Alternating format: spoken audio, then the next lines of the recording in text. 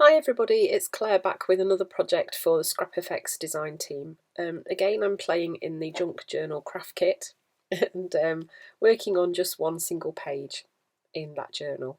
I'm starting off using this collage paper which was designed by Karen Yates and it's called Nebula. It's got beautiful rich colours in it. So what I'm doing is just apparently adding gel medium absolutely everywhere. It did come out rather fast. So I'm just spreading it onto that page, and the excess that I've got there, I unscrewed the lid and popped it back inside. So once that was in place, I then stuck it down and mopped up the excess and then gave it a quick dry and then trimmed off the edges.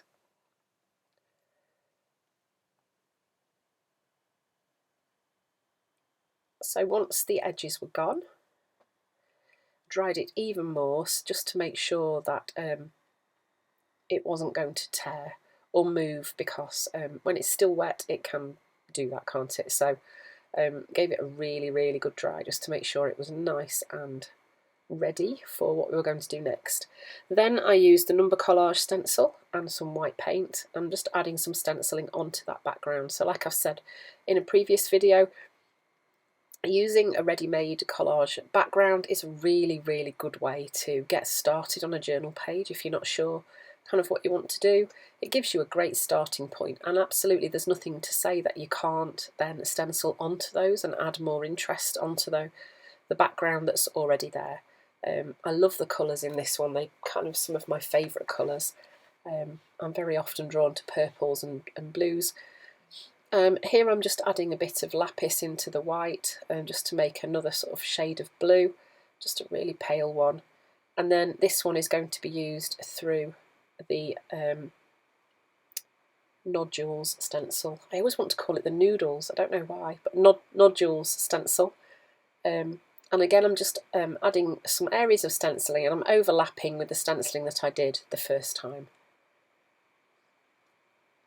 You can still see bits of the background popping through. And then because there was purple in the background, I decided I would add some blackberry into that paint mix and some text. Using this Don't Waste Time stencil, I'm just adding a little bit of text stenciling onto the background too.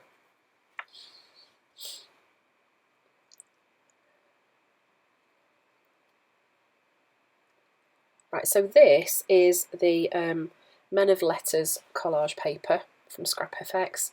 And I'm just cutting 3 of the men out, and then I'm going to stick them onto this piece of printer paper, and that was just to kind of make them a bit less transparent, translucent, I can't remember which is which. I didn't want them to be at all see-through. I wanted them to have like quite a definite white background to them. So I thought if I stuck them onto this paper that would work quite well, and actually it did work really well. So alternatively you could paint white gesso on the back, but sometimes these collage papers can be a little bit porous and it can come through and sometimes spoil the image. So this is another way that you can make those images a little bit more crisp and less likely to kind of become more of a background. The collage papers are great for backgrounds because when they go on, quite often they do sort of disappear a little bit, but I wanted these to be the focal point, so that was the whole reason behind sticking them onto the white printer paper. I hope I've managed to explain that properly.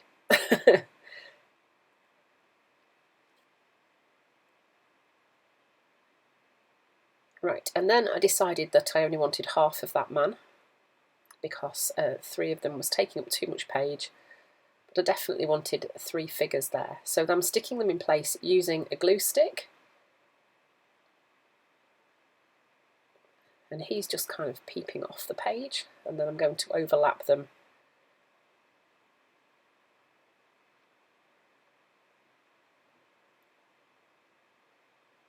Positioning them in a little group of 3 together.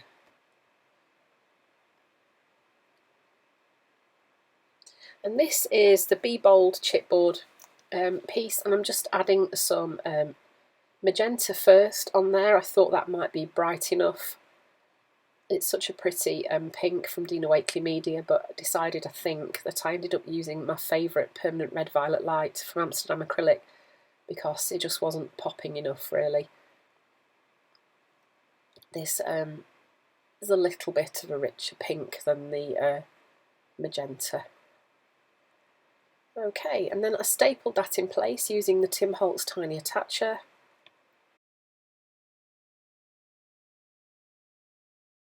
And then added some splatters using the fuchsia gloss spray. And that was it, that was the page finished. So a really quick way to do a background using a collage paper. Thank you for watching, I hope you've enjoyed the video, and I'll see you again soon.